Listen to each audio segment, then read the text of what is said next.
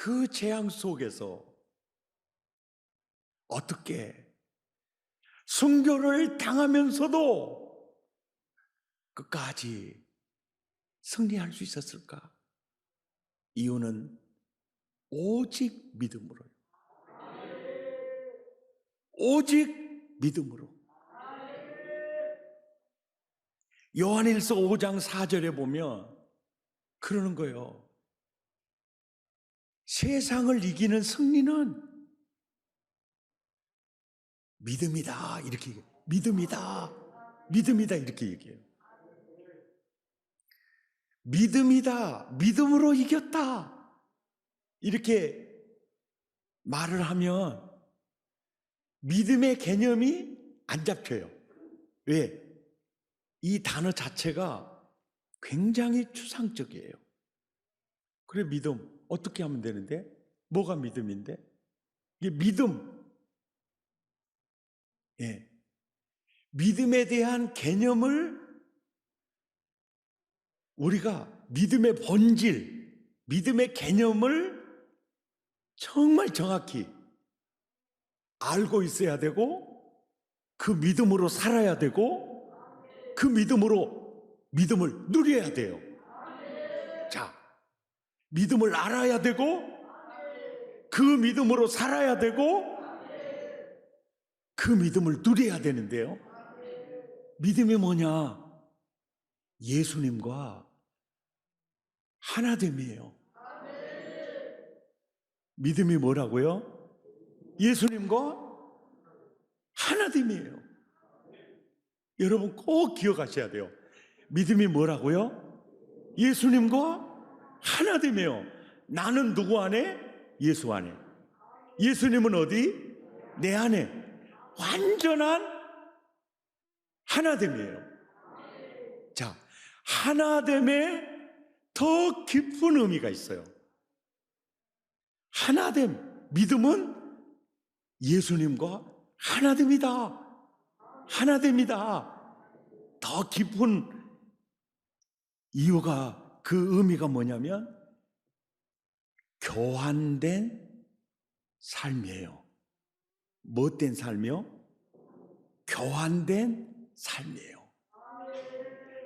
교환된 삶이란, 교환된 삶, 예수님과 나의 이 교환된 삶이란, 예수님은 내 죄를 жил머지고 죄인이 됩니다.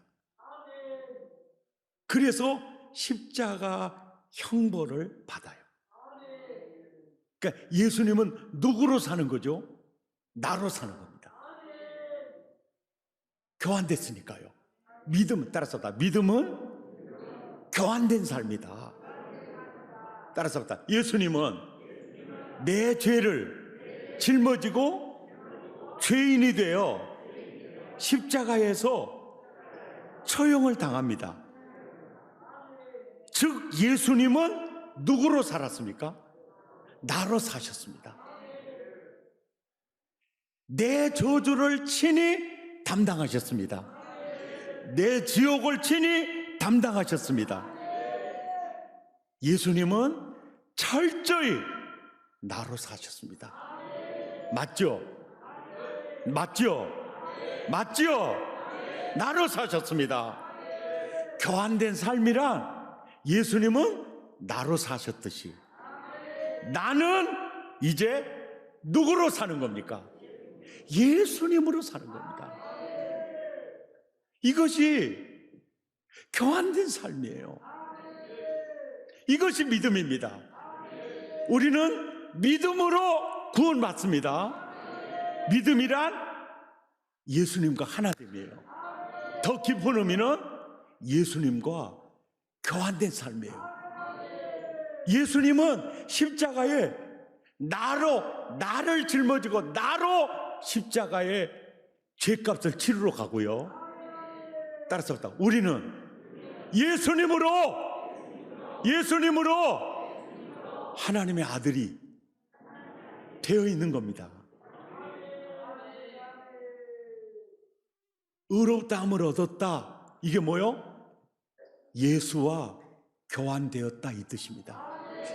그러니까 우리는 행위가 아주 거룩해서 예수를 너무 잘 믿어서 내가 의롭게 되는 게 아닙니다. 의롭게 되는 유일한 것은요, 예수님과 내가 교환되어 버린 겁니다. 내 죄, 내 저주, 그게 예수님이 내가 되어서 죄값을 다 치릅니다. 그리고 우리에게 뭐라고 말하느냐면은 마태복음 16장 24절에 보니까 누구든지 예외가 없어요. 누구든지 나를 따라오려거든, 나를 믿으려거든 자기를 부인해라. 왜? 예수님이 나로 사셨거든.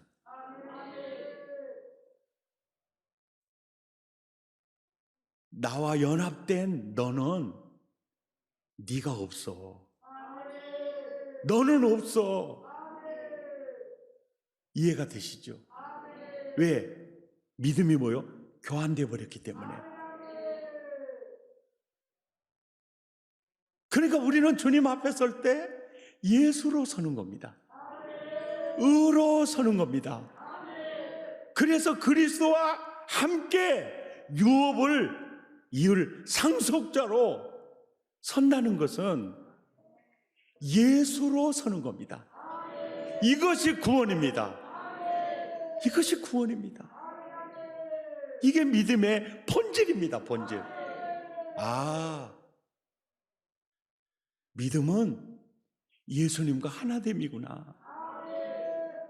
예수님과 내가 교환된 사건이구나.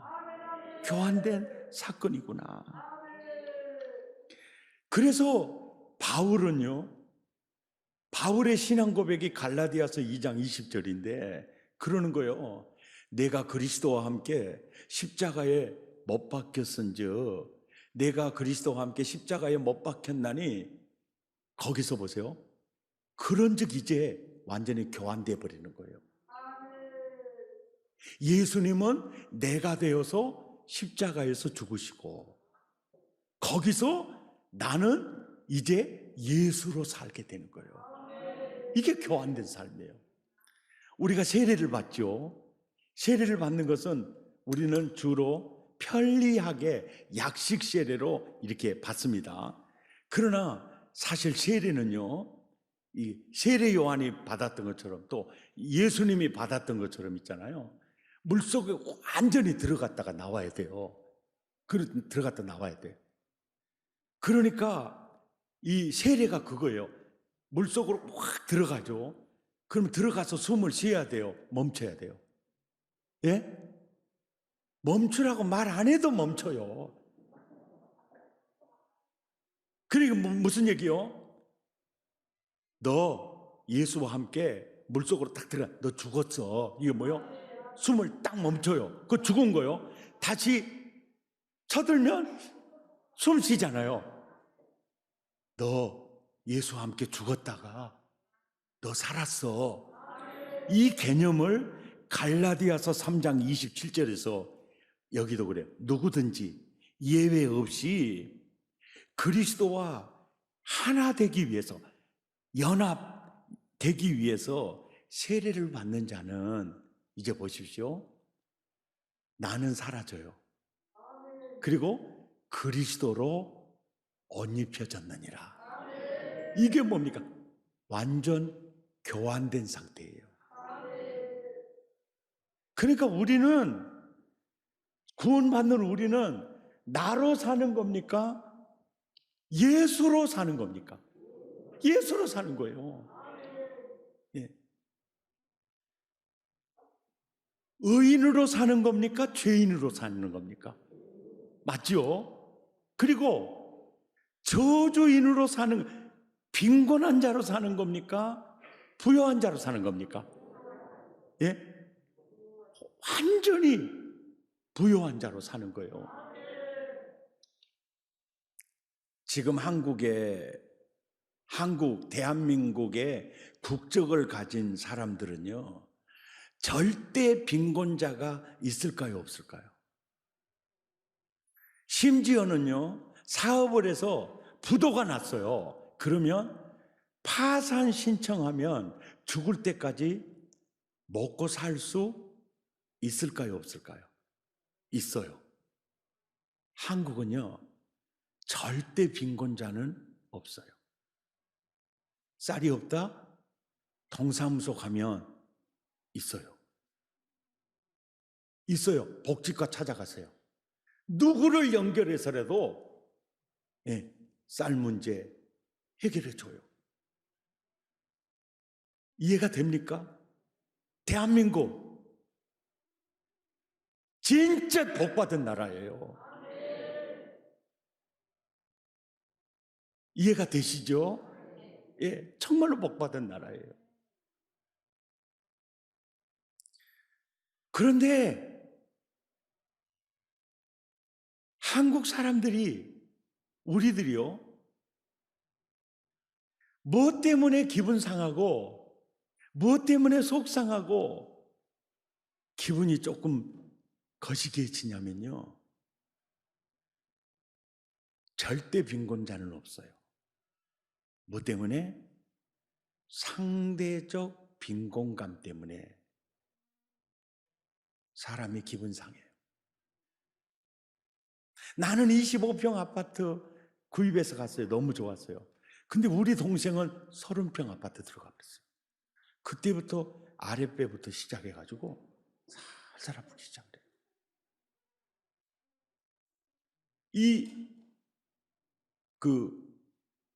그런데 예를 들면 내가 예수로 사는 사람이다.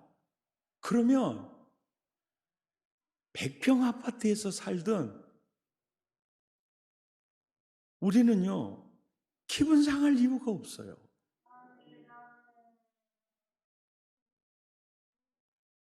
이게 굉장히 중요해요.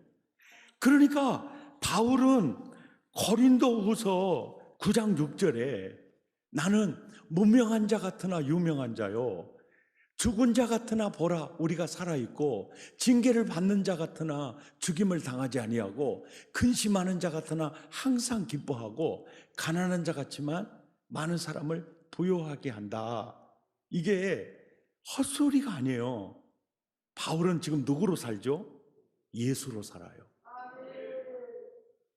우리는요, 십자가에서요, 절대 빈곤, 절대 가난은요, 예수님이 가지고 가셨어요. 그리고 우리는 절대 부요증에 있어요.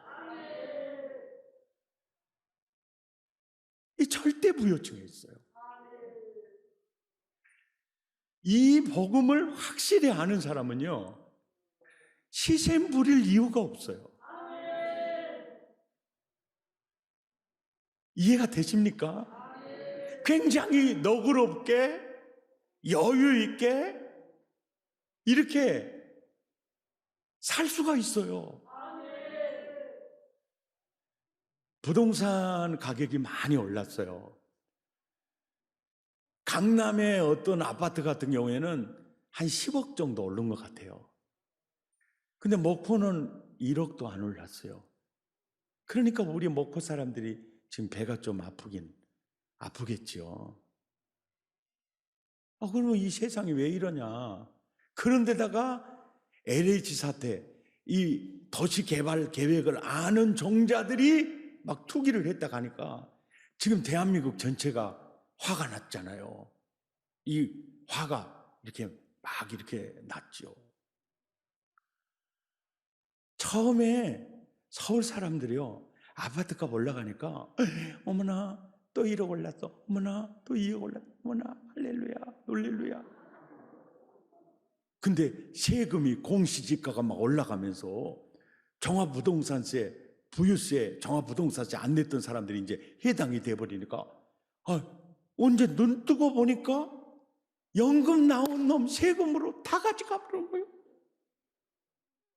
그런데다가 지금 이 LH 사태가 나오니까 더 이제 막 화가 난 거예요. 그러면 우리가 언제 아파트값 올려주라 그러냐? 이거 진짜 눈 뻔히 뜨고 이게 난리가 아니요. 난리가 아니요.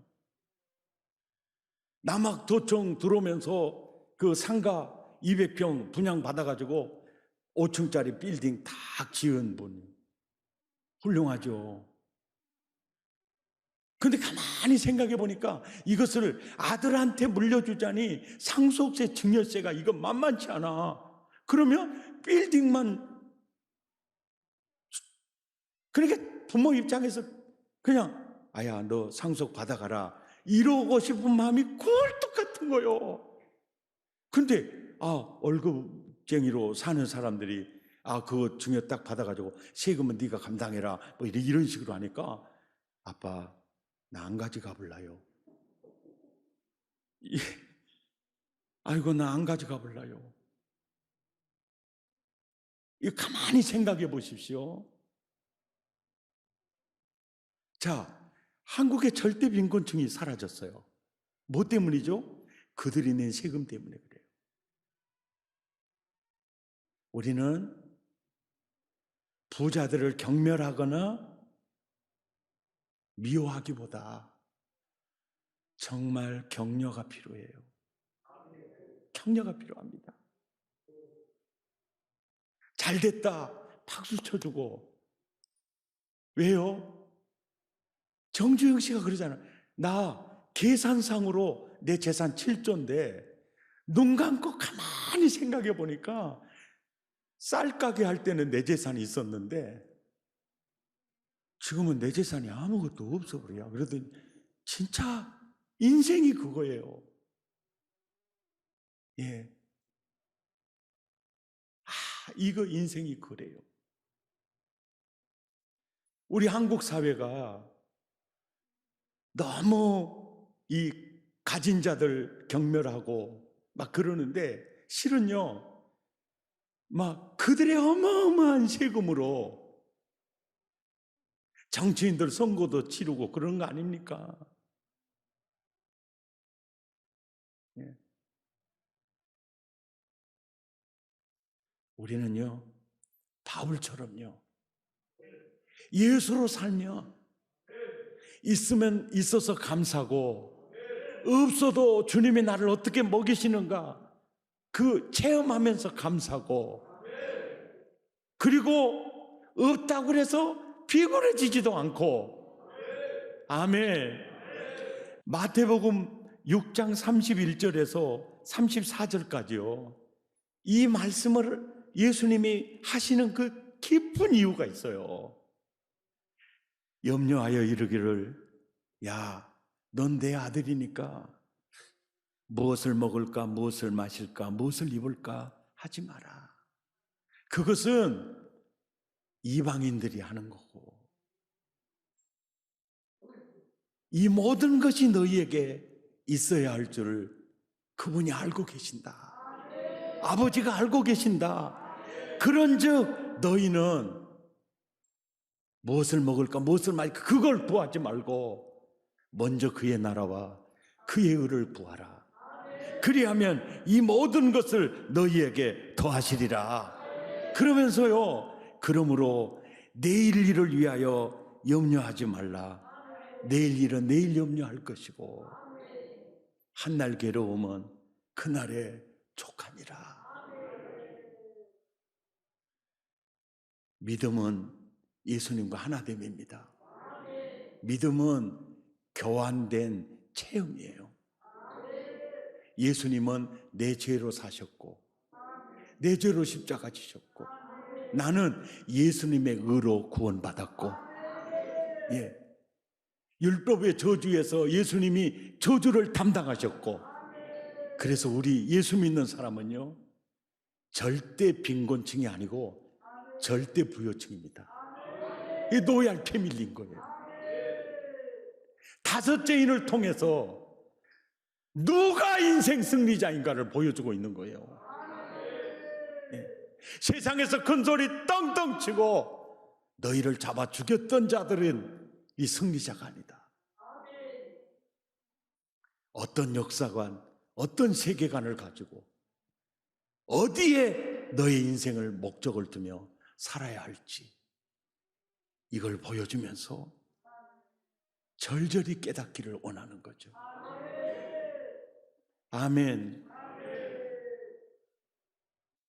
바울은 빌립보서 1장 23절에서 24절에 보면 솔직한 자기 속마음을 이렇게 털어놔요. 내가 저 낙원과 세상 사이에 끼어 있다. 차라리 몸을 떠나 나 그리스도와 함께 거하는 게 정말 내 소원인데 이 땅에 내가 사는 것이 너희를 위하여 유익하겠구나.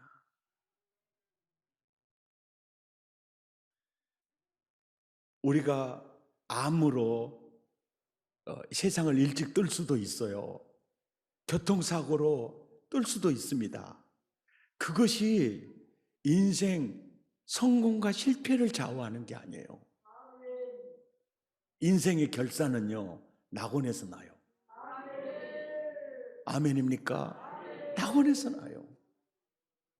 죽임을 당한 영혼들이 실패자가 아니다. 그들은 승리자다. 이것이 다섯째 인을 통해서 주시는 놀라운 메시지예요. 아멘. 우리는 예수로 사는 사람들이요, 예수의 의로 사는 사람들이고 예수의 부여로 사는 사람들이고, 그러니까 세상 사람들이 우리를 욕해도 사실은 나와는 아무 상관이 없는 욕이에요. 그들이 비방을 해도, 그들이 나를 조롱을 해도, 예수님 보세요. 막 예수님을 희롱하고 예수님을 조롱해도 그 조롱은 거기서 끝나는 거예요. 바울도 어떤 비방, 네가 사도냐 막 흔들어도 아니야, 나는 예수로 그냥 사는 거예요. 내가 있는 곳이 어디나 천국이다. 아멘. 이것이 바로 재앙 속에서 우리가 살아야 할 라이프 스타일이라는 거죠. 말씀을 마치겠습니다.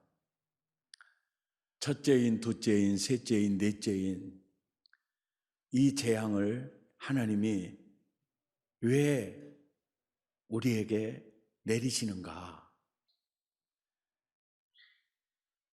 이 재앙은요, 당신의 백성을 찾으시려는 하나님의 사랑이고 하나님의 몸부림이에요. 하나님은 이것을 통해서 세상을 흔들고 있어요. 그리고 영혼을 흔들고 있습니다.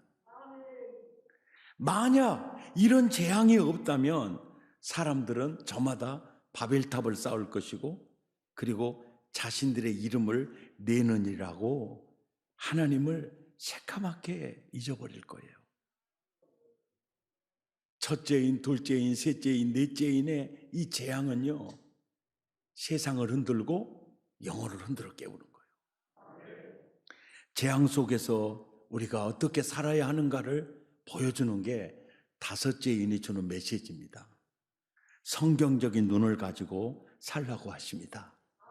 바른 인생관, 바른 역사관, 바른 세계관, 바른 내세관을 가지고 살라고 하십니다.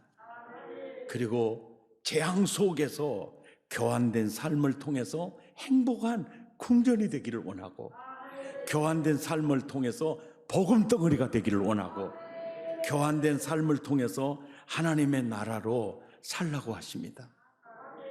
왜냐하면 바로 재앙을 통해서 세상을 흔들고 교환된 행복한 삶을 통해서 주께로 돌아오기를 원하죠. 백성을 구원하기를 원합니다. 우리는 어떤 처지에 있든 어떤 상황에 있든 하나님의 아들이고 하나님의 나라입니다. 순교자들이 당당하게 박해와 고난 속에서 천국을 보여주었듯이 너희도 이 땅에서 천국을 보여주기를 원한다. 이것이 다섯째 인을 통해서 우리에게 주시는 놀라운 메시지더라는